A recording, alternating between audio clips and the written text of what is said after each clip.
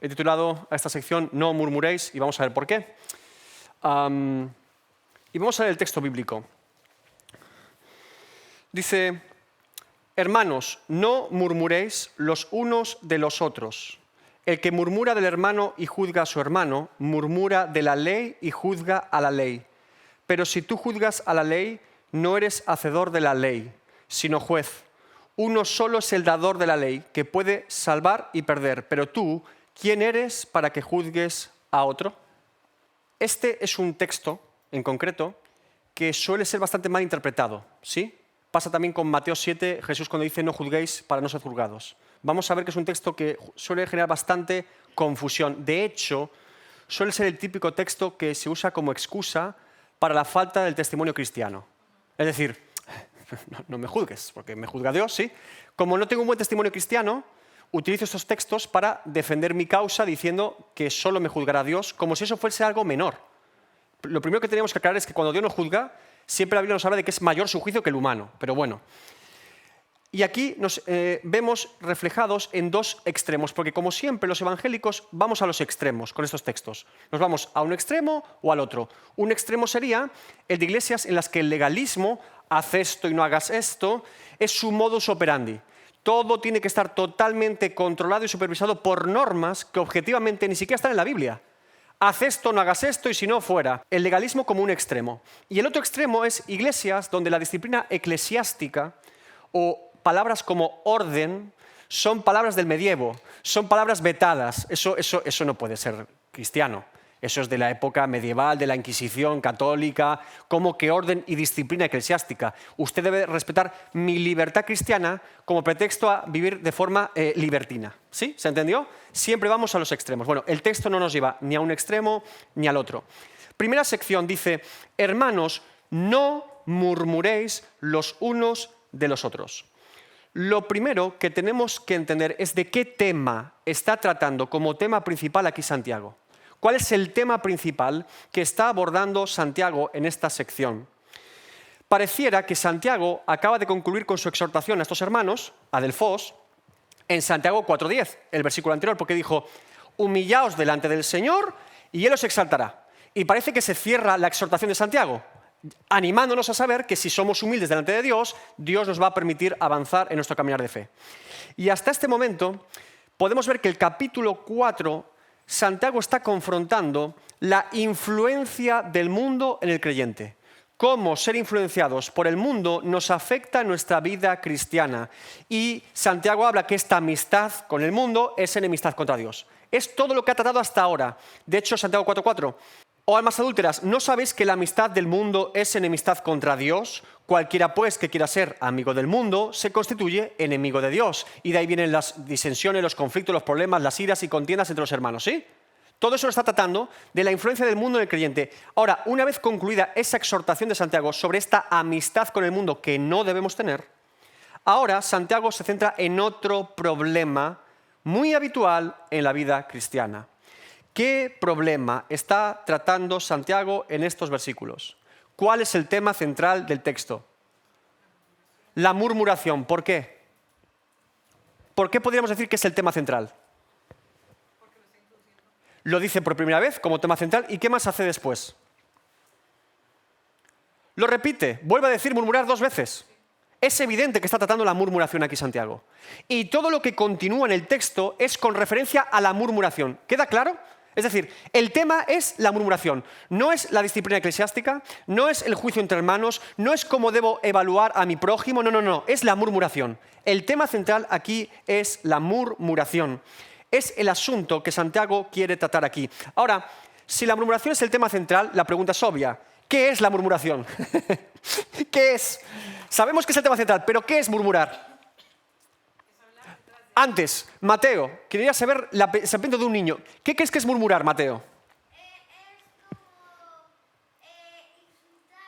como ¿Insultar al otro? o como decirle otras cosas, ¿Vale? ¿sabes? Que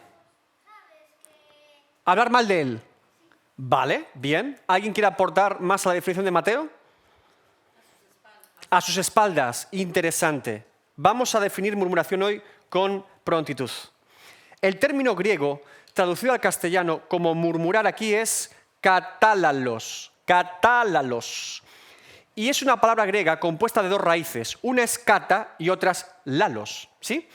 Kata es una preposición griega que significa contra, o en contra de, o en perjuicio de, ¿sí? Kata simplemente es una preposición. Y laleo o lalos es hablar, decir, especialmente hablar de manera continuada o ordinaria, hablar coloquialmente, ¿sí? Cuando decimos un lalos en griego es un parlanchín, uno que no para de hablar, ¿sí? Uno que es muy elocuente hablando, no para de hablar. Así que el significado literal, etimológico de catálalos y por lo tanto de esta murmuración en griego original es hablar continuamente en contra de alguien. Hablar en contra de alguien continuamente, ¿sí? Eso es murmurar, hablar en contra de alguien continuamente. La Real Academia Española nos da un dato más para compensar esta definición con el español de hoy en día, que dice, conversación en perjuicio de un ausente. De un ausente, que es lo que ha dicho Dayan, de alguien que no está. Así que murmuración es, por lo tanto, no solamente hablar mal de alguien, sino es hacerlo a sus espaldas, a escondidas de esa persona. Por ejemplo, murmuración típica en nuestra vida social como ciudadanos de un país. ¿En qué suele murmurar un ciudadano de un país? ¿De quién? Del presidente y sus ministros, del rey, hasta del presidente que secuestra y se lo llevan a otro país, de todo, ¿sí? Murmuración continua. ¿Dónde está esa persona? Nunca está. Lo vemos por la televisión y pensamos que está allí por medio de la televisión, pero no está, ¿verdad? Pero la murmuración es algo muy habitual. En el colegio, el compañero que no venía ese día porque estaba enfermo, ¿qué estará haciendo en casa? Y luego cuando faltabas tú, lo haciendo contigo, continuamente. El profesor, ¿sí? La murmuración es hablar mal de alguien cuando no está presente. ¿Recuerdan cuando Aarón y Miriam, hermanos de Moisés, murmuran a espaldas de Moisés por haber tomado una mujer extranjera? ¿Sí? ¿Saben quién avisa a Moisés de que sus dos hermanos están hablando mal de él? Dios le avisa a Moisés. Dios ve la murmuración de los dos hermanos contra Moisés sin estar Moisés presente y Dios considera que eso es una traición a Moisés, a su siervo, porque no es que la acusación sea lícita o ilícita, es que Moisés no está presente para defenderse. Números 12, 1 al 2, fíjense. María y Aarón, ahí no está Moisés, hablaron contra Moisés, pero sin Moisés, ¿se dan cuenta? María y Aarón estaban allí y hablaron contra Moisés a causa de la mujer cusita que había tomado. ¿Por qué él había tomado mujer cusita? Dos veces, la acusación era evidente. ¿Cuál es la queja? ¿Cuál es lo que están diciendo? Se ha casado con una mujer extranjera. Tantas leyes de las mujeres del pueblo de Dios y tiene una mujer cusita. La acusación es esa. Dos veces lo dicen. Y dijeron, ¿solamente por Moisés ha hablado Jehová? ¿No ha hablado también por nosotros? ¿Y quién lo oyó? Y lo oyó Jehová. Dios escuchó la murmuración de ellos. Moisés no la escuchó, no estaba presente. Así que ellos hablan contra Moisés sin que Moisés esté. Eso es murmurar. Hablar en contra de alguien, pero esa persona no está adelante para defenderse.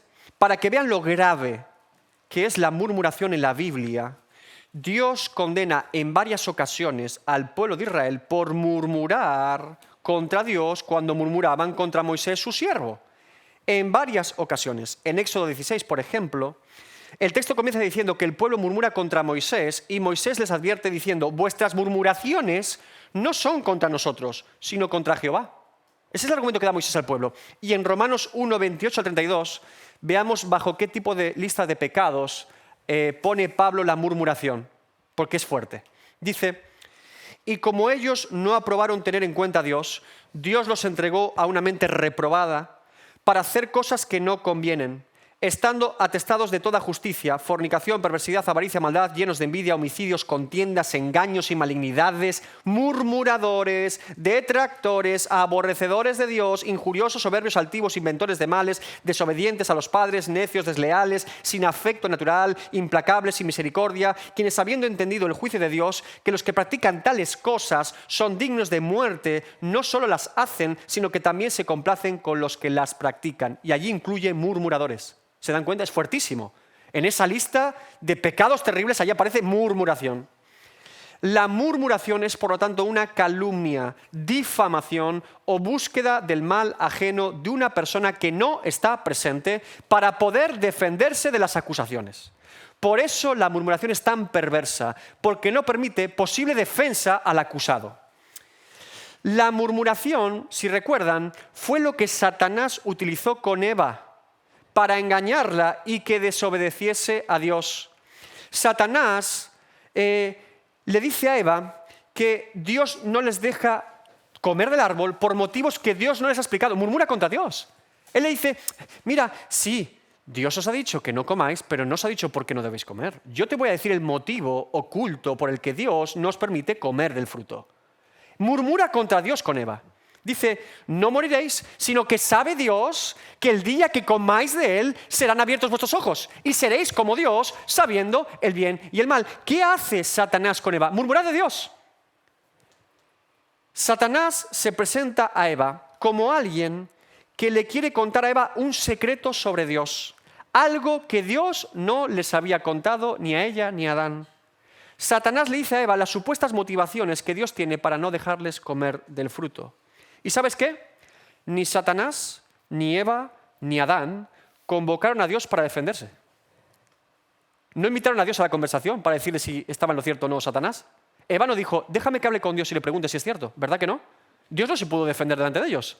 Teníamos a el hombre, la mujer y una serpiente conspirando en murmuración contra Dios y Dios no se defiende. Eso es lo que provoca la murmuración. Queda en oculto siempre la conversación. Queda en secreto que la persona no debe saber lo que estamos hablando. Por eso también es tan morbosa y tan seductora la murmuración. Es nuestro secreto, nuestra confianza. ¿Sí? Es algo privado. No hace falta que se entere la persona. Basta con que tú y yo lo sepamos. Es decir, en base a esta falsa acusación y murmuración de Satanás con Eva, Eva decide, por ese motivo y causa, desobedecer a Dios. Fíjense las consecuencias. Escucha el relato de Satanás, cree el relato de Satanás y desobedece a Dios como consecuencia de escuchar dicha murmuración. Por lo tanto, la murmuración está relacionada con el engaño, la traición y la falta de honor, pero también con dos aspectos más que debemos tener en cuenta, con el orgullo y con la hipocresía. Se suele relacionar en la Biblia la murmuración con el orgullo y con la hipocresía. La murmuración nace necesariamente de tener un concepto demasiado alto de nosotros mismos y un concepto demasiado bajo de los demás. ¿Se dan cuenta? Nace del amor a uno mismo y de la falta del amor al prójimo, porque es hablar mal contra él para su prejuicio. Salmos 101.5 dice, al que solapadamente infama a su prójimo, yo lo destruiré. No sufriré al de ojos altaneros y de corazón vanidoso. ¿Se dan cuenta cómo el salmista relaciona el orgullo y la vanidad con la murmuración aquí? Que una cosa lleva a la otra. Dicho de otra forma, no hay ningún creyente verdaderamente humilde que luche contra el pecado en su vida todos los días y que caiga en murmuración fácilmente.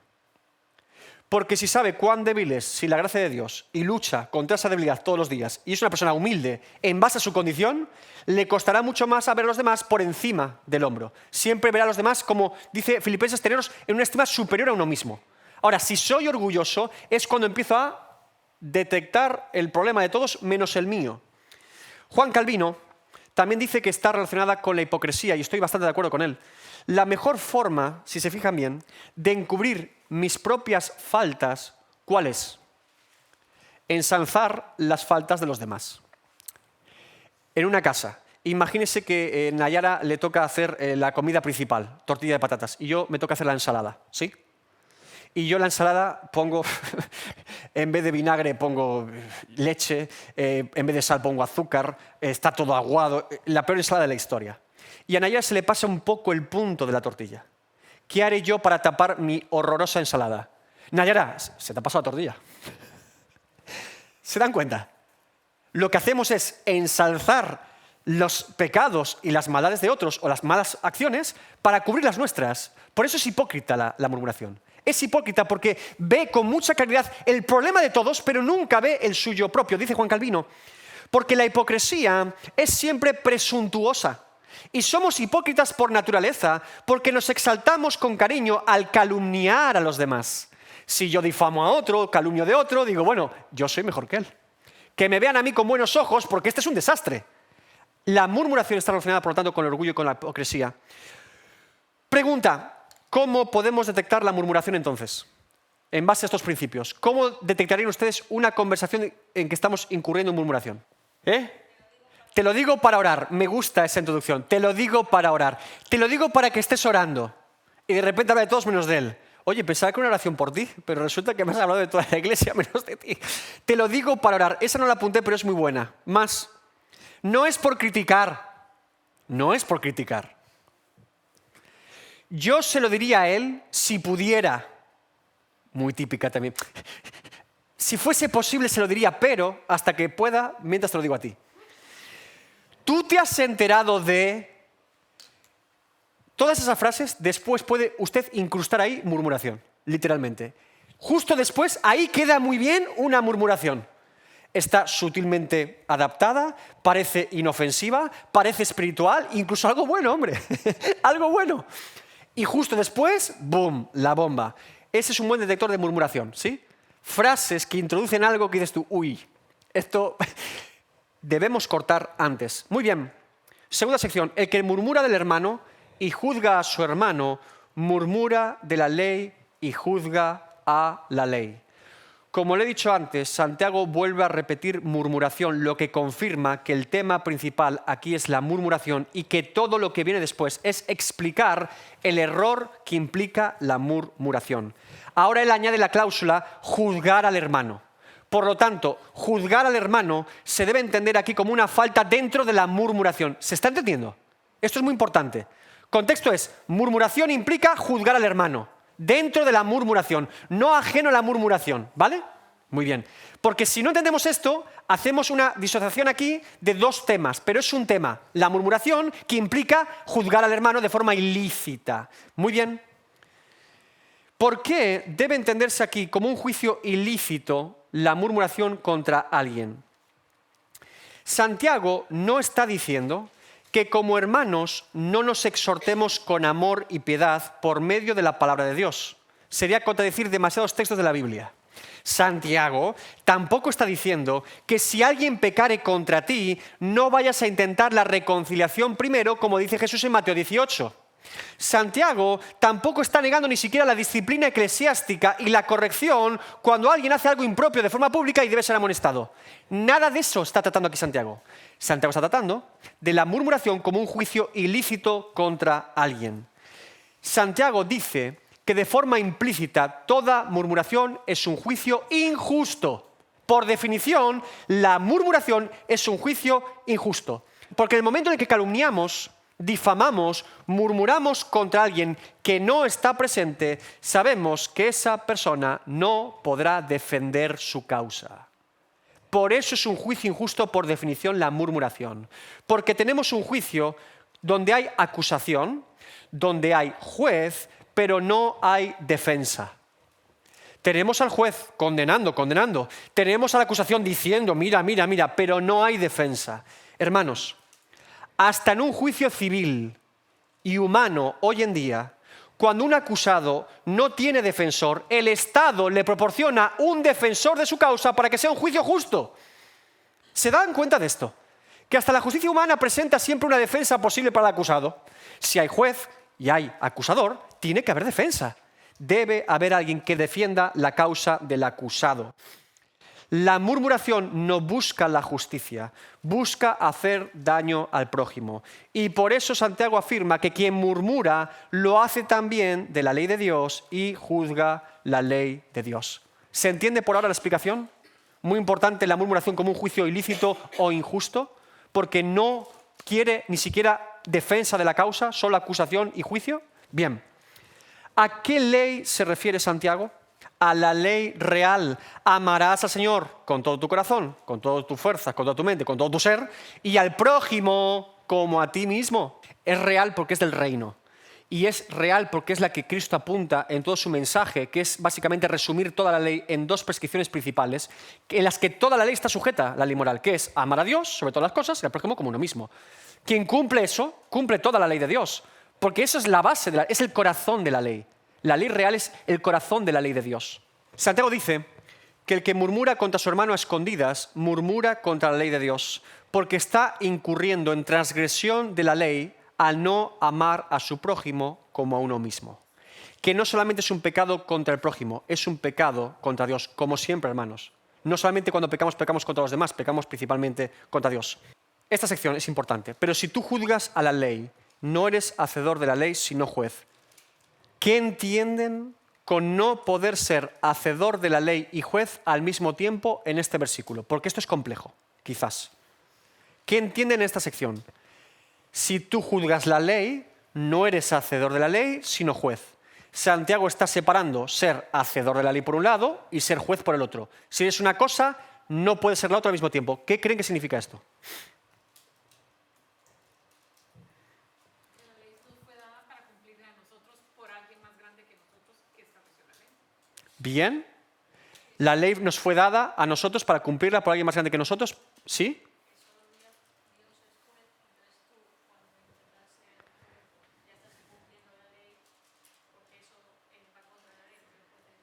Bien. Es cierto también, Dios es juez, es el único juez que puede ser... Pero nos falta algo con respecto a Dios y la ley, que es la clave aquí. Hemos dicho que Dios es superior a nosotros y la ley debe ser obedecida por nosotros porque la pone para nosotros. Bien. Y que Dios es el único juez. ¿Pero por qué? ¿Qué relación tiene Dios con la ley? Porque solo Él puede saber las intenciones del corazón. Él puede examinar también, es un juez justo, bien. Pero ¿qué relación tiene Dios con la ley? ¿Quién es antes, la ley o Dios? ¿De dónde nace la ley? Del corazón de Dios. Ahí está apuntando Santiago. Por eso el hacedor no puede ser el juez aquí. Porque el juez es anterior a la ley, es el que hace cumplir la ley. Es decir, Santiago está diferenciando dos tipos de funciones aquí o de oficios con respecto a la ley. Uno es el hacedor.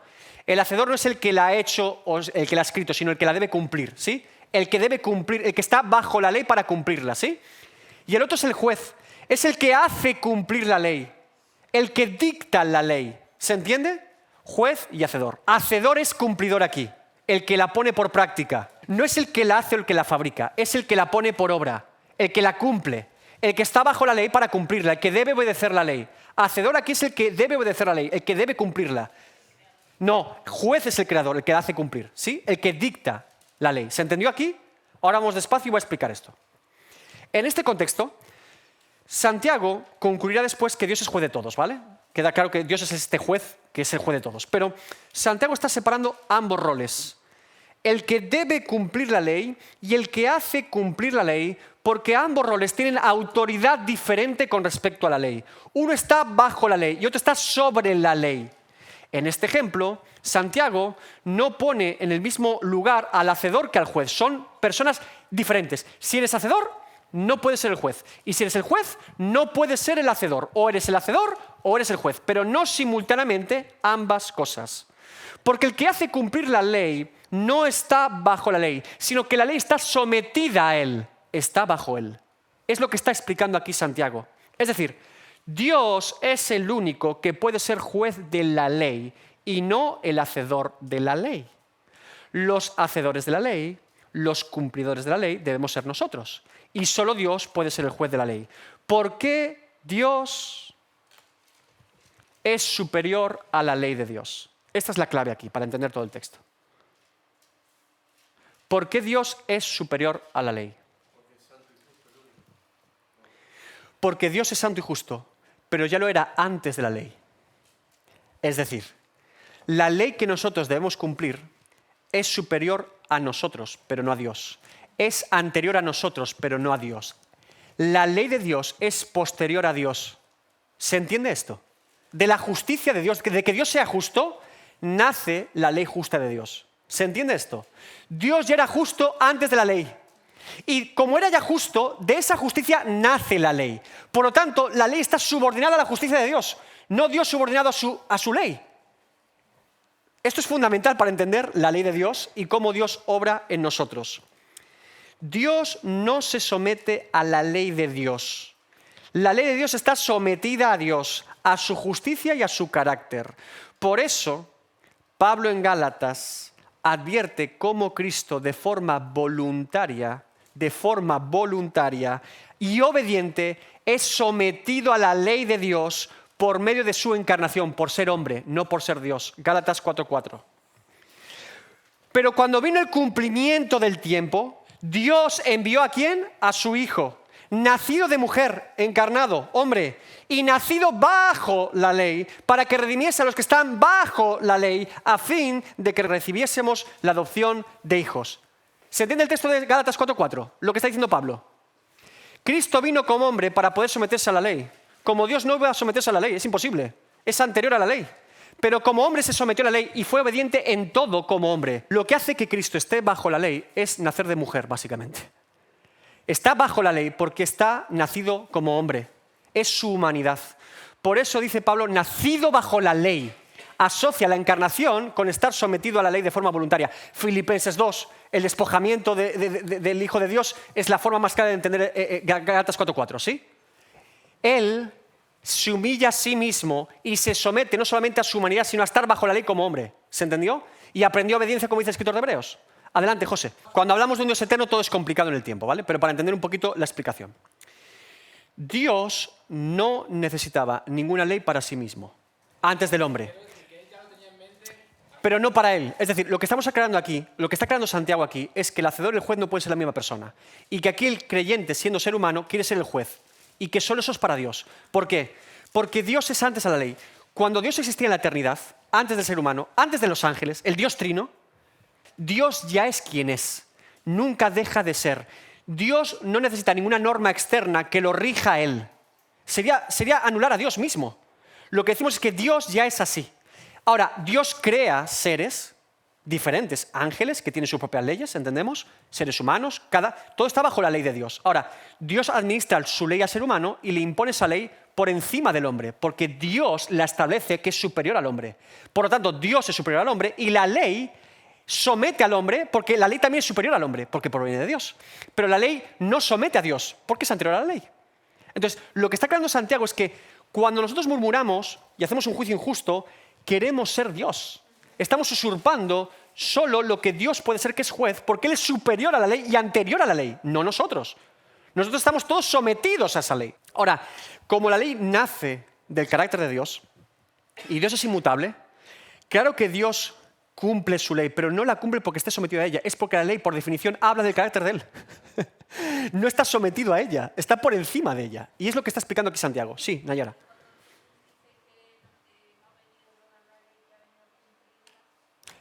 Como hombre, claro. Hermanos, ¿por qué nosotros tenemos redención en Cristo? ¿En base a qué obra? ¿La nuestra? Sabemos que no. ¿En base a la obra de quién? ¿De quién? ¿Cómo qué? Como hombre, perfecto, varón perfecto. Dice el escritor de Hebreos que aprendió obediencia y aprendiendo obediencia y siendo perfecto fue nuestro sumo sacerdote, nuestro representante, nuestro mediador legítimo, porque cumplió la ley, cosa que el Adán, que es el primer Adán y el posterior Adán, es que tenemos un posterior Adán que cumplió lo que el primero no pudo. Y eso le permite ser el legítimo mediador de su pueblo, de hacer redención de su pueblo, porque se presenta ante Dios perfecto como hombre, sometido a la ley, porque fue encarnado, pero obediente, hasta la muerte y muerte de cruz. Entonces, Jesús hace la obra perfecta allí, pero se somete a la ley de forma voluntaria, siendo el Hijo de Dios, pero tiene que ser encarnado para ello. Por eso nace de una mujer. Y Gálatas 4:4 es maravilloso porque explica, nacido de mujer, nacido bajo la ley. Lo asocia directamente el apóstol, ¿no? Bien, si trasladamos ahora esta distinción que hemos hecho, ¿no?, del hacedor y el juez, a nosotros los creyentes, ser hacedores o ser jueces de la ley, Santiago está explicando, por lo tanto, que el murmurador, al actuar contra su hermano, está ignorando la ley de Dios. Está dejando de lado la ley de Dios. Se está queriendo colocar por encima de la ley de Dios. Y al hacerlo, se está haciendo juez en lugar de hacedor. Porque o eres hacedor o eres juez. Por eso Jesús decía, yo no he venido a juzgar al mundo. He venido a salvar a pecadores. Él vendrá a juzgar cuando venga en su segunda venida. Pero en su primera venida, Él viene a cumplirla. Por lo tanto, Él no venía a juzgar, venía a ser hacedor. ¿Entienden esto? Bien. Solo un juez es el que hace cumplir la ley. Solo un juez es el que dicta sentencia sobre alguien. Ese es su oficio de juez, evidentemente. Cuando una persona murmura contra otra, que no puede defenderse, el motivo que hay en su corazón para hacerlo, en el fondo de todo, hermanos, ¿sabes cuál es? Es que el murmurador considera que no hay defensa posible contra el acusado. Que las evidencias son tan claras, en este caso, que él tiene delante, que toda la información que él tiene es suficiente para emitir sentencia contra la persona, aunque ni siquiera esté presente. Que ya hay condena, que ya ha pasado lo que ha pasado y por lo tanto no hay posible enmienda. Que yo ya tengo la resolución ante este problema y mi juicio contra esa persona. Eso es lo que le pasó a Aarón y Miriam con Moisés. Dijeron, mujer cusita, ya está. ¿Sí? No preguntaron motivos y causas. No preguntaron a Dios lo que le parecía. Dijeron, esto está mal, ya emitimos juicio contra él. El murmurador piensa que ya puede emitir juicio contra la persona sin que ella se pueda defender porque no hay defensa posible. Creemos que ya tenemos todo resuelto el caso. Hemos sacado las pruebas, hemos sacado los huesos ahí. Culpable, culpable. Culpable, culpable. Me convierto en juez. Yo ya tengo argumentos suficientes. ¿Sí? En este texto no podemos separar murmuración de juicio. De hecho, está hablando de lo mismo. Por eso dice, y juzga a su hermano. No dice murmuración, lo resuelvo y ahora hablo de... No, es el mismo tema. Ahí está hablando de otro asunto relacionado que hemos dicho antes con la murmuración. Ahí no está hablando de la murmuración, está hablando del orgullo. Jesús presenta en el Sermón del Monte, eso es Mateo 7. Jesús presenta en el Sermón del Monte la idea de que nuestra justicia debe ser superior a la de los fariseos. Que debemos vivir de forma más recta, más correcta que un fariseo, porque ellos miraban solo lo exterior y nosotros miramos desde lo interior hacia afuera. Bien. ¿Qué puede ocurrir en un creyente que vive de esa forma? De forma consistente, que es más justo que un fariseo. Eventualmente ocurrirá que se cree mejor persona que los demás y cae en orgullo. Y cuando yo caigo en orgullo, ¿qué hago contra los demás? Juzgarlos, porque son peores que yo. Y ahí ya tienes un problema, que tú queriendo ser más justo que los demás, tienes ya una viga delante y estás intentando sacar la paja del ojo ajeno. Y dice, hipócrita. Entonces, queriendo yo ser cumplidor de la ley, me hago transgresor de ella al juzgar al prójimo, porque estoy siendo orgulloso. Entonces, Jesús trata en Mateo 7 el orgullo, y aquí Santiago la murmuración, que están combinadas, porque la murmuración trae orgullo y el orgullo trae murmuración. Se pueden asociar como una sola predicación desarrollada, pero lo que está tratando aquí es de el juzgar es con orgullo, o buscando, en este caso, el mal. Porque aquí la murmuración, hermanos, hemos definido la murmuración como buscar el mal del otro, buscar su perjuicio. No está buscando el bien de él, no está buscando que ame más a Dios, no está buscando que se reconcilie con su esposa, no está buscando nada, está buscando machacarlo, condenarlo. La falsa acusación es decir una mentira. Es inventarse y decir, mira, pues ¿sabes qué? Me enteré que otro día Sofía hizo esto. Y es mentira. Es mentira, pero mentira cochina. Eso es una falsa acusación. Es algo que no es cierto, es una mentira. ¿Sí? Ahora, cuando murmuramos, lo que está diciendo la persona pudiera ser cierto que ha ocurrido. Oye, pues el otro día vi a Sofía discutiendo con su hijo. ¿Ah? Pero cuando yo te lo digo, no estoy buscando que Sofía esté bien con su hijo, no estoy buscando que Sofía se reconcilie con Dios, no estoy buscando que conozca más de Cristo, estoy buscando su perjuicio, no su beneficio. Y eso es no amar al prójimo. Porque cuando yo veo algo que otra persona hace mal, si yo buscase su bien, buscaría fórmulas lícitas y legítimas para hacer lo que lo veremos al final. Hay disciplina eclesiástica, hay amonestación privada, hay oración por el hermano, hay un montón de cosas. Pero la murmuración nunca es esa cosa, nunca es justificable, porque nunca busca el bien de la persona y nunca lo busca delante de la persona. ¿Cuántos problemas nos ahorraríamos si hablásemos directamente con las personas? Pero no hacemos esto habitualmente. ¿Por qué hablo yo de ese tema? ¿Es para el beneficio de alguien? A lo mejor no es para el beneficio de esa persona porque ni siquiera está y es algo público y es algo... Pero me enorgullece, o sea, a mí me sienta bien que salga la noticia de un pastor en no sé dónde que ha hecho tal cosa. A mí eso me hace feliz. Sería horrible, hermanos, que viviésemos así el cristianismo. Somos peor que el mundo. Hay gente que respeta más a los muertos que los creyentes evangélicos hoy en día. Por favor, tengamos un poco de piedad y caridad, tengamos sentido común. Entonces, ¿qué es lo que me mueve a mí a hablar de otro si no está presente?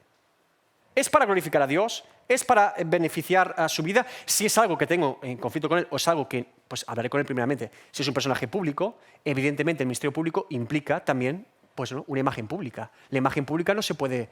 Pablo tenía imagen pública, Jesús tenía imagen pública. Tienes que convivir con ello en el ministerio también. Pero murmuración aquí se entiende más bien en un altercado interno, ¿no? De personas que se conocen y que tú estás buscando el mal de ella con otra persona, ¿sí? Hay algo muy importante con la murmuración. Cuando una persona murmura de los demás, no es una persona de confianza. no te puedes fiar de ella, porque esa misma conversación la tendrá con otros de ti. ¿Entiendes esto? Un murmurador no es alguien de fiar. Es imposible que te fíes de esa persona, porque su modus operandi es siempre hablar de todos. Entonces, te va a tocar a ti también en otra mesa, cuando tú no estés. Entonces, tengamos siempre esto alerta. Cuando damos rienda suelta a la murmuración de otros sobre otros, un día nos tocará a nosotros, porque estamos dando espacio a algo que debería cortarse en ese momento, ¿de acuerdo? Con amor, pero con claridad. Mira, no quiero hablar de mejor no hablemos de ese tema. No me interesa. A veces hay gente que a veces me ha venido, pues mira, no sé quién es ese pastor, no me interesa. No, pero es que no me interesa. No sé quién es, no conozco la situación, no podría valorar absolutamente nada. No. Si lo que me estás contando es algo terrible, en todo caso. Y estás con una sonrisa. ¿Cómo puedes estar sonriendo con esto? Si es algo, o sea, hermanos, tenemos que entender que cuando la grey del Señor, el cuerpo de Cristo, es afectado, todos nos dolemos. Somos un cuerpo. Sufrimos con los que sufren. Y nos alegramos con los que se alegran, pero no podemos alegrarnos con los que sufren. Es un absurdo, ¿no? Vamos a seguir un poquito más, ¿vale? Hemos dicho que el murmurador piensa que ya puede emitir juicio contra los demás sin que la persona, en este caso contra la persona que está murmurando, sin que ella presente defensa. Que no es necesario escuchar la defensa de la persona, que se defienda. Por eso, él dice o piensa que el acusado no hace falta que esté presente. Porque si no hay defensa posible, ¿qué importa que esté aquí para defenderse? Por eso soy capaz de murmurar. Yo he dicho, emito juicio, ya sé el caso, ya sé la condena, ya sé lo que ha hecho, por eso puedo hablar de ello. Total, aunque no esté presente, no tendría nada que decir, ni objetar, ni defenderse. Ese es el pensamiento orgulloso del murmurador. Para el murmurador no hay necesidad de que el acusado se defienda porque ya ha condenado al acusado. Si ya hay condena, ¿para qué quiero la defensa? Ya está condenado por mí. Ya ha emitido juicio contra él. Se ha hecho, por lo tanto, juez y verdugo de su hermano. ¿Sí? El murmurador está usurpando el oficio de juez que solo a Dios le corresponde. Solo Dios es juez justo. Cuando no queremos explicaciones, cuando no queremos saber las causas y motivos, cuando no vamos directamente a la persona a preguntarle ¿por qué? ¿Por qué? Es porque ya hemos emitido juicio contra esa persona. Nos hemos puesto la toga de juez y hemos dado con el mazo al tajo. ¡Culpable! ¡Sentencia! No sabemos lo que Dios va a sentenciar contra él, pero nosotros ya tenemos sentencia. ¿Sí? La murmuración es un pecado gravísimo. De hecho, le diré más, preparando la clase de hoy, me he dado cuenta de lo grave que es el pecado de murmuración. O sea, no tenía tanta claridad con respecto a este pecado hasta que he preparado esta clase de Santiago. Porque mirándolo, cómo la Biblia lo explica, es terrible. Mire, ¿saben por qué es tan grave la murmuración en un creyente? Cuando nosotros murmuramos contra alguien y dictamos sentencia, estamos diciendo a Dios que no queremos que Él imparta su justicia a esa persona. Que nuestra justicia es mejor que la de Dios. Que ya tenemos una resolución al problema. Y que nuestra solución y condena son el juicio justo. Que Dios no es tan justo como debería serlo. Y que nosotros somos capaces de ser más justos que Dios. Podemos adelantarnos a impartir nuestra justicia porque al menos será igual o mejor que la de Dios. Le decimos a Dios que Él no sabe ser el juez de toda la tierra. Le decimos a Dios que Él no sabe lo que nosotros sabemos sobre esa persona, como si no fuese omnisciente. Le decimos a Dios que Él es demasiado paciente, demasiado misericordioso o demasiado transigente y que nosotros lo podemos hacer mejor que Él. Todo eso incluye la murmuración contra alguien.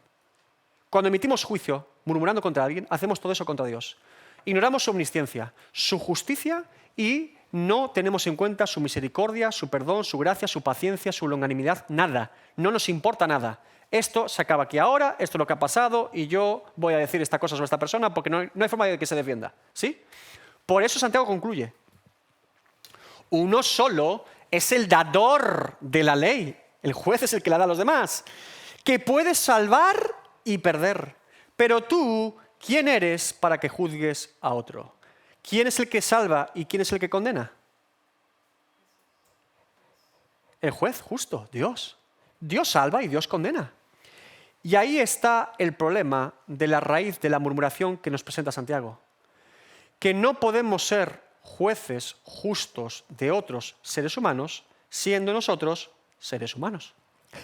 Nuestra incapacidad como hombres de juzgar a otros hombres.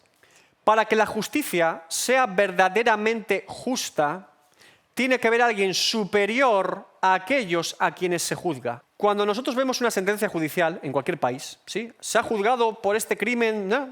Vale. Siempre sospechamos más o menos de los jueces humanos.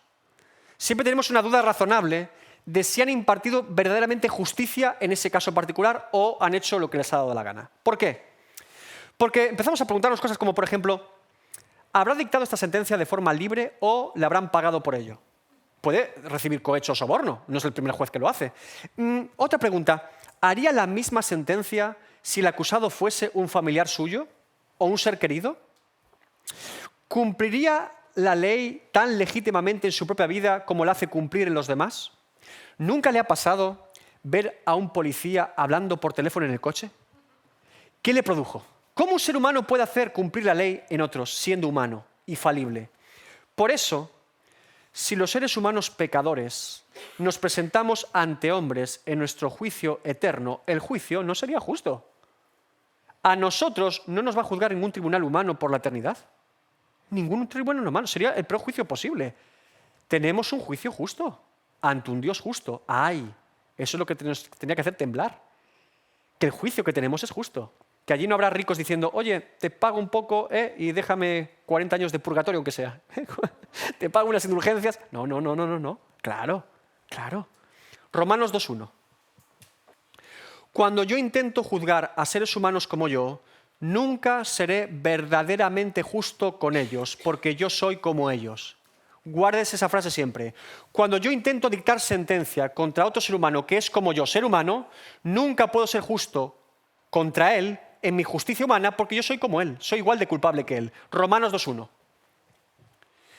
Por lo cual eres inexcusable, oh hombre, quien quiera que seas tú que juzgas, pues en lo que juzgas a otro te condenas a ti mismo porque tú que juzgas haces lo mismo. No tenemos las herramientas, ni las capacidades, ni las virtudes suficientes y necesarias para poder entender y conocer todas las causas y motivos del corazón de un ser humano para hacer lo que ha hecho. Nunca seremos capaces de detectar todos los motivos y causas por los que algo ha ocurrido, porque no somos omniscientes, no podemos ver el corazón de las personas, no podemos entender lo que ha pasado, ni los daños colaterales, no tenemos ni idea, objetivamente ni idea de muchas cosas. Jeremías 17:9 al 10, fíjese lo que dice el profeta. Engañoso es el corazón, más que todas las cosas, y perverso. ¿Quién lo conocerá? Yo, Jehová, que escudriño la mente, que pruebo el corazón para dar a cada uno según su camino, según el fruto de sus obras. ¿Quién es el que ve el corazón del hombre? Ni siquiera el hombre lo puede ver, porque es engañoso. Solo Dios conoce nuestro corazón. 1 Samuel 16:7. Y Jehová respondió a Samuel, no mires a su parecer, ni a lo grande de su estatura, porque yo lo desecho, porque Jehová no mira lo que mira el hombre, pues el hombre mira lo que está delante de sus ojos, pero Jehová mira el corazón. ¿Nota la diferencia de por qué solo Dios puede ser juez justo? ¿Y Dios debe ser el juez de toda la tierra? Dios es el legislador de toda su creación, porque Él la ha creado, porque Él está por encima de la creación y Él puede ser verdaderamente justo con ella. Salmos 9:7 al 8. Pero Jehová permanecerá para siempre, ha dispuesto su trono para juicio, Él juzgará al mundo con justicia y a los pueblos con rectitud. Dios es tan justo que cuando Cristo cargó los pecados de su pueblo en un madero, toda la ira de Dios cayó sobre su santo Hijo.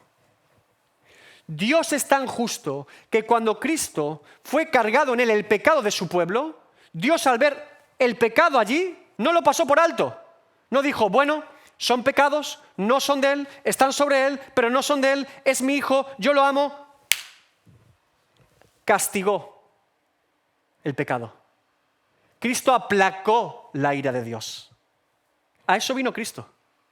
Entonces, debemos entender, por lo tanto, como siempre les digo, que el acto de la cruz es principalmente un acto judicial de Dios. Es de la justicia cumplida de Dios allí en el madero. Romanos 3, 25-26. A quien Dios puso como propiciación por medio de la fe en su sangre para manifestar su, ¿qué? ¿Su amor? Su bondad, su misericordia, su gracia, su justicia, a causa de haber pasado por alto en su paciencia, y no se refiere a ignorarlo, sino que había un tiempo determinado, los pecados pasados con la mira de manifestar en este tiempo ¿su qué? Su justicia, a fin de que Él sea el justo y el que justifica al que es de la fe de Jesús. ¿Se dan cuenta? Es un acto judicial. Por eso, cuando la gente mira la cruz, lo primero que tendríamos que tener es temblar de miedo. Temblar sabiendo que Dios es juez justo y que Dios va a juzgarnos. Dios nos va a juzgar. Hebreos 9:27, que el hombre muera una vez y después el juicio. Dios nos va a juzgar. Ahora, la cruz no solamente es un gran acto de amor de Dios, claro que sí, porque de tal manera amó Dios al mundo, que ha dado a su Hijo, por supuesto que sí. También es un gran acto de justicia de Dios, de cómo Dios juzga el pecado del ser humano. Habacuc 1:13, muy limpio eres de ojos para ver el mal, ni puedes ver el agravio. Pregunta, ¿por qué Dios, siendo juez justo, parece retener sus juicios? Sabemos que vamos a ser juzgados. Sabemos que no todos van a ser salvos. ¿Por qué? Porque quiere que todos se arrepientan. ¿Quiénes son todos? El motivo de que Dios retarde su juicio en esta tierra es por su gran misericordia, evidentemente sí, por su bondad, sí, y por su elección y salvación por gracia. ¿Cuántas personas hubieran apostado a que uno de los dos ladrones de la cruz, junto a Jesús, iba a ser salvo ese día? ¿Cuántos hubiesen dicho, yo apuesto todo mi dinero a que uno de los dos que está aquí blasfemando ahora, ese en unos minutos va a ser salvo? Pero fue salvo. Contra todo pronóstico, ¿verdad? Toda una vida de delincuencia, toda una vida de corrupción, toda una vida de maldad. Está siendo acusado por juicio romano, a cruz. O sea, ese tipo no estaba allí por casualidad, ¿verdad? No simplemente dijo Pilato, a ver, uno por la calle. No. Es lo peor de lo peor, ¿verdad? Y sin embargo, es salvo por la gracia de Dios. ¿Qué implica ser salvos por gracia, hermanos? Un regalo. ¿Y cuándo Dios nos da ese regalo? Segunda de Pedro 3:9, sí, vamos ahí. Cuando lo aceptamos. ¿Y por qué lo aceptamos? ¿Por qué nos lo da? ¿Y qué hace para que nosotros lo recibamos? Nos llama, nos regenera, sí, Dios nos transforma. Bien, entonces, cuando Dios da un regalo, lo da porque Él quiere. Y lo da como Él quiere y cuando Él quiere y a quien Él quiere. El cuándo también es cuando Él quiere. Si yo juzgo a una persona hoy y digo, esta persona, yo ya he emitido juicio, ¿sabes qué? Yo creo que nunca va a ser salvo. Yo creo que Dios no tiene nada que hacer con él. Espero que Judas Iscariote. Es Judas mezclado con Barrabás, un poco de Pilato y un poco de Demas y un poco... Es Acab, ese faraón endurecido, ¿sí? Bueno, a veces nos olvidamos de que nosotros somos faraón. Entonces, cuando yo emito juicio contra alguien, antes de que Dios lo emita, estoy intentando evitar que Dios lo pueda salvar incluso con su gracia. Estoy siendo menos misericordioso que Dios, menos paciente que Dios, menos amoroso que Dios, menos gracioso que Dios. Como diciendo, bueno, es que no puede. Dios a este no lo puede salvar. Anda, ¿saben lo que Dios hace cuando pensamos así? Dios es experto en tirarnos por tierra el orgullo. A ese precisamente, a ese lo salva. Cuando Jesús dice en la sinagoga de Nazaret, no había leprosos en todo Israel para que al sirio Naamán, no había mujeres viudas que fue a Sarepta. ¿Qué está diciendo? Dice que le rechinan los dientes, lo quieren matar. Porque lo que está diciendo Jesús es que Dios salva por gracia y Dios tiene misericordia del que tiene misericordia, aunque a ti te fastidie. Así de bueno es Dios y así de malos somos nosotros. El texto de Pedro para explicarlo, de acuerdo en su contexto. Dice, amados, esta es la segunda carta que os escribo y en ambas despierto con exhortación vuestro limpio entendimiento. Segunda de Pedro 3, para que tengáis memoria de las palabras que antes han sido dichas por los santos profetas y del mandamiento del Señor y Salvador dado por vuestros apóstoles, ¿sí? Confirmando la revelación continua. Sabiendo primero esto, que en los posteriores días vendrán burladores, explica, ¿no? Falsos profetas que están confundiendo a la gente. Contexto, falsos maestros, bueno, segunda de Pedro todo es falsos maestros, falsa enseñanza, herejes, bien. Dice, y diciendo, versículo 4, falsos maestros se han introducido en la iglesia. Y pregunta, ¿qué preguntan estos maestros? ¿Qué están queriendo remover de la doctrina del Evangelio? La segunda venida, la parusía. Dice, ¿dónde está la promesa de su advenimiento? ¿Dónde está la parusía? ¿Dónde está la segunda venida? Dijo que vendría pronto. Ya han pasado unos cuantos años y pronto no ha venido. ¿Sí? Argumento de Pedro. Bien. Mas, oh amados, amados, ¿quiénes son los destinatarios? Los amados. Adelfos podría ser. Agapaos, creo que es aquí. No ignoréis esto, que con el Señor un día es como 1000 años y 1000 años como un día. Primero, que nuestra temporalidad para Dios no es lo mismo. O sea, que si tú piensas que pronto para Dios es pronto y tarde para Dios es tarde, estás confundido porque tú eres mortal y Él es eterno. Primero, en plan, quitaos la idea de cuándo vendrá. Segundo, el Señor no retarda su promesa. Según algunos, la tienen por tardanza, no queriendo que ninguno perezca, sino que todos procedan al arrepentimiento. Bien, ¿quién es este todos?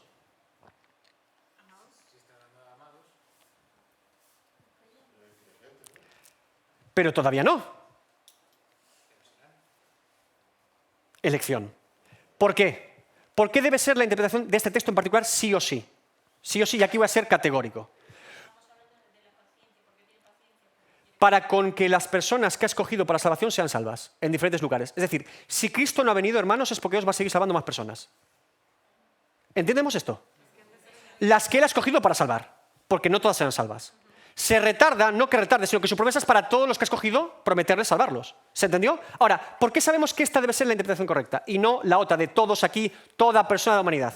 Si Pedro estuviese diciendo que Dios está esperando que todos los seres humanos se arrepientan, estaré diciendo que Jesús jamás volverá, que es todo lo contrario de lo que está diciendo. Porque si Dios está esperando que todos se arrepientan y no todos se arrepienten, nunca vendrá Cristo. ¿Se entiende el texto? O sea, es imposible que esté hablando de esto en todos aquí. Por eso a veces las palabras todos y mundo habría que hacer una exégesis de cada texto. Pero en este en particular es imposible que el apóstol Pedro por todo se refiera a todos los seres humanos, porque entonces estaría diciendo que Jesús jamás volverá, porque nunca todos se arrepienten. Porque siempre hay gente que no se arrepiente, entonces nunca volverá porque está esperando que todos se arrepientan. Y como no todos se arrepienten, nunca vuelve. Que es todo lo contrario que está diciendo, no, sí va a volver. Está refutando la idea de gente que dice que nunca va a volver. ¿Cómo va a decir esto como argumento para decir que va a volver? No, sería el peor argumento de la historia, hermanos. Simplemente es leer el texto. No puede estar hablando de esto en todos aquí. ¿Se entendió? Dios se tarda en traer juicio por su elección y por su salvación por gracia. Si Dios salva a las personas por gracia y Él imparte esa gracia a quienes quiere, cuando Él quiere, como Él quiere, no habrá venida de Cristo hasta que el último elegido para salvación sea salvo por Cristo. No vendrá. ¿Cuántos serán? Una multitud incontable de personas, de toda lengua y tribulación. Si es incontable, no la puedo contar. Yo no la puedo contar, Dios la tiene contada. Nombre para cada uno. Tiene una piedrita para cada uno, ¿eh? Pero yo no la puedo contar. Entonces, si yo no la puedo contar, ¿cuál es mi responsabilidad como creyente sabiendo eso? Si Cristo no ha venido y sigo aquí vivo, Dios puede seguir salvando hoy personas. ¿Yo qué tengo que hacer? Predicar el Evangelio. Anunciar el Evangelio, hermanos, para que Dios sobre con su gracia en quien Él quiera. Ahora, ¿somos conscientes de que una persona que hoy no cree en Dios, mañana podría ser hijo de Dios? ¿Así? ¿Entendemos esto? El potencial del Evangelio, que ese familiar duro como una roca, como una piedra, que Dios lo puede cambiar, mudar en otro hombre, remover su corazón de piedra y poner un corazón de carne y poner su espíritu dentro de él. Ese es el potencial del Evangelio que debemos conservar siempre, esa ilusión, esa expectación de que Dios puede obrar en cualquier persona, porque Dios es grande en misericordia y en gracia. Ahora, si eso es cierto, ¿cómo yo me atreveré a emitir juicio contra las personas? Definitivo, sentencia. No puedo. Hermanos, tenemos que esperar en Dios. Tenemos que esperar en Dios. Mía es la venganza, dice Jehová. Dios es juez justo, no se preocupe. Ya le he dicho que es juez muy justo. Entonces, debemos vivir nuestra vida sabiendo que Jesús dice mismo que Él separará el trigo de la... Porque a veces vivimos trigo y cizaña mezclados en una iglesia. Y mezclados en un hogar y mezclados en un contexto diferente, trigo y cizaña. Pero ¿quién es el que separa?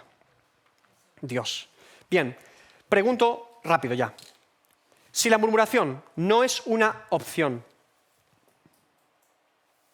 si la murmuración no es una opción para confrontar el pecado de otros, ¿cuál debe ser la vía correcta? Yo daría 2 pautas, ¿vale?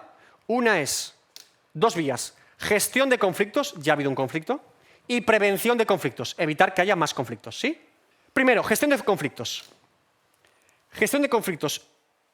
La Biblia nos da 3 pautas para gestión de conflictos con un hermano. Primero, amonestación y exhortación privada. Privada. No puede usted denunciar a la persona ante testigos, no puede usted ir a la iglesia para que emitan algún tipo de disciplina eclesiástica sin haber intentado resolver primero con la persona. Y esto se nos olvida muy a menudo. Muy a menudo. ¿Hablaste con ella? No, es que la odio. ¿Cómo voy a hablar con ella, hombre? No. Primero, amonestación y exhortación privada. Mateo 18:15. Por tanto, si tu hermano peca contra ti, porque puede ocurrir, ve y repréndele, estando tú y él solos. Si te oyere, has ganado a tu hermano. Segunda pauta. Amonestación y exhortación con 2 o 3 testigos. Semiprivada. Mateo 18:16. Mas si no te oyere, toma aún contigo a 1 o 2, para que en boca de 2 o 3 testigos conste toda palabra. Tercera, disciplina eclesiástica y exhortación pública. Mateo 18:17. Si no los oyere a ellos, dilo a la iglesia. Ahora sí. Y si no oyere a la iglesia, tenle por gentil y publicano, excomulgado. 1 Timoteo 5:20. A los que persisten en pecar, repréndelos delante de todos, para que los demás también teman. Hermanos, ¿ustedes saben que uno de los problemas más terribles que hay en las iglesias locales es el conflicto entre personas? Y nunca se resuelven porque nunca nos enteramos. Yo no sé cómo es posible venir a una iglesia estando enfadada con otra persona y adorar a Dios allí, en mismo culto público con ella. Yo no sé cómo se puede hacer eso. A mí me cuesta digerirlo, porque no es normal. No es normal. Y a veces tomamos la Santa Cena y le decimos, Dios te bendiga. Es que estamos locos. O sea, hermanos, Dios nos ve. No podemos vivir así. Somos unos esquizofrénicos espirituales. Tenemos que ser gente humilde, gente sincera. Tengo un problema, resuélvalo en Dios y con la persona, pero no podemos estar así. Es que es una casa... Entonces, hermanos, y eso afecta a la congregación. Eso afecta a la oración pública. Afecta al mover de Dios, a la presencia de Dios en un lugar. Recuerden cuando Dios amonestaba al pueblo por pecados semejantes. Entonces, seamos celosos de la verdad y busquemos siempre estar tranquilos, con los conflictos resueltos, ¿vale? Entonces, la vía de gestionarlo, 3 pautas: privada, testigos, iglesia, ¿sí? Cuando ya se deriva a la iglesia se encarga. Hemos dicho, para gestión de conflictos, vía privada, vía semiprivada, vía cuerpo ministerial de la iglesia, y se resuelve ahí, ya no es cosa nuestra, ya se entregó el caso, ya es oficial, ya es algo más grave. Y prevención. ¿Cuál es la mejor forma para prevenir conflictos en una iglesia? ¿Cuál creen? El mejor. Podría haber muchos, pero ¿cuál es el mejor? No hablar tanto, pero... ¿La advertencia cómo? ¿Por medio de qué? La predicación de la palabra de Dios en culto público a la iglesia, sin omitir ningún versículo ni ningún texto conflictivo. Por ejemplo, hablar de la murmuración hoy. Predicar la palabra de Dios fielmente, exponiendo la verdad de Dios al pueblo de Dios. 2 de Timoteo 3, 16, 17. Toda escritura es inspirada por Dios y útil para enseñar, para reprender, para corregir y para instruir en la justicia, a fin de que el hombre de Dios sea perfecto, enteramente preparado para toda buena obra. La predicación de la palabra estimula a la obediencia a Dios, al pueblo de Dios, a la santidad, y corrige y amonesta actitudes y actos pecaminosos en el pueblo. La mejor forma para prevenir conflictos es predicar la palabra de forma fiel, no omitiendo nada. Estamos ahora con el Sermón del Monte, en un par de domingos hablamos del divorcio, o sea, hablamos de todo, porque la Biblia habla de todo eso. Ay, hermano, pero me saltaría ese y hablaría del amor. Sí, llegaremos al amor, no se preocupe, pero primero del divorcio. Porque habla allí, porque es un texto bíblico, está ahí. Dios lo inspiró también. Entonces, cuando predicamos la palabra, confrontamos cualquier pecado que haya en las personas y la persona se ve confrontada con la palabra, no con la persona. Porque Dios habla por medio de su palabra a las personas, ¿sí? Entonces, predicar la palabra de Dios es fundamental para prevenir conflictos en una iglesia local. Lea Esdras o Nehemías, ministerios como el de Josías, cómo ellos traen la palabra al pueblo y Dios trae avivamiento al pueblo. Ahora sabemos que esto está mal, ahora sabemos que esto no puede ser. Y Dios trae regocijo al pueblo para poder obedecer la ley de Dios. ¿Sí? Muy bien. Es la palabra de Dios la que discierne los pensamientos y las intenciones del corazón. Es la que confronta. Lo que mejor confronta el pecado es la palabra de Dios, no nosotros. ¿Usted sabía esto? El Espíritu Santo toma la palabra y ¡pa! Y cuando somos convencidos de pecado por el Espíritu de Dios, ahí hay cambios de verdad. Si yo te intento convencer, haz esto, haz lo otro, no, hombre, no. Pero si Dios te convence, su Espíritu Santo te convence por medio de su palabra, va a haber cambios estructurales en tu vida. Si usted eventualmente tiene algún tipo de conflicto en la iglesia con alguien que está asistiendo o lo que sea, y se conocen incluso por años, lo que sea, pero hay un conflicto que vemos que no estamos buscando lo mismo, la reconciliación, el estar bien en Dios, déjelo en manos del cuerpo ministerial, notifíquelo y que podamos tratarlo específicamente con la persona. Porque a veces no siempre el confrontar las cosas con alguien no estamos en la misma frecuencia, simplemente no estamos en el mismo espíritu. Bien. Pero tenga algo por seguro, que aunque sea oveja, sea cabra, sea lobo, sea lo que sea, la murmuración nunca es una solución. No va a mejorar nada, no va a ayudar a nada.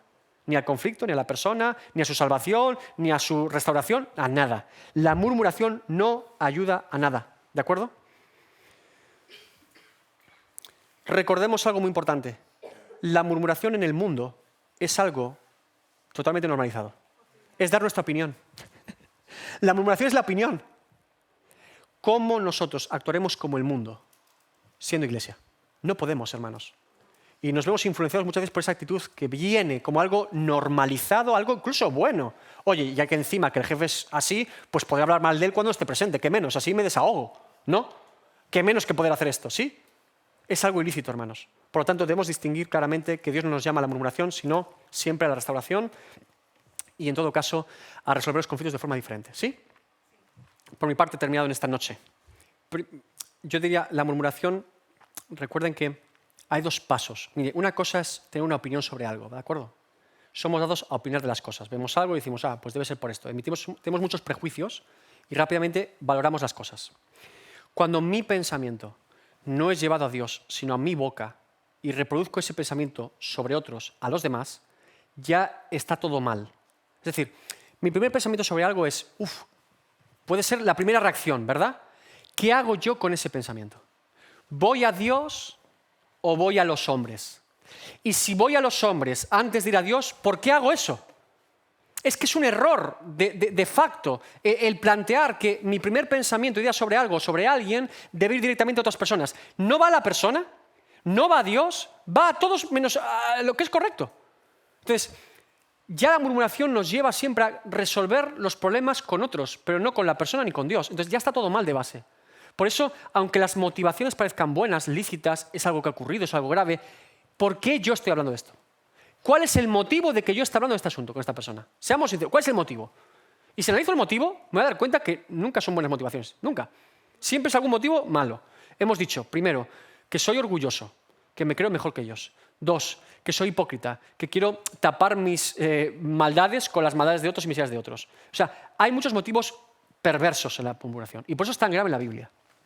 ¿Cómo el pueblo de Dios puede vivir sin murmurar? Hermanos, miremos más a Cristo, por favor. Miremos más a Cristo y no tanto a los hombres. Y con todo recordemos que si tenemos que mirar a algún hombre, miremos a nosotros mismos, que tenemos bastante ya. Si yo me miro a mí y entiendo mi condición, seré más humilde también. Seré más paciente también, porque conmigo soy paciente. Conmigo meto la pata y digo, bueno, David no es para tanto. Lo mete el otro, la que hizo! Pero conmigo, bueno, no somos perfectos, ¿eh? No podemos ser así. Tenemos un juicio de valor diferente con nosotros y con los demás. Entonces, debemos ser humildes, saber nuestra fragilidad delante de Dios, sabiendo la paciencia de Dios, sabiendo la gracia de Dios, cómo Dios obra en las personas y las cambia, no dando por perdido a nadie. Y siempre, cuando tenemos alguna idea, pensamiento sobre algo, y acudir a Dios primero, en oración, en dirección. Cuando vamos a Dios primero, Dios nos calma. Es como, vale, venga, tranquilo.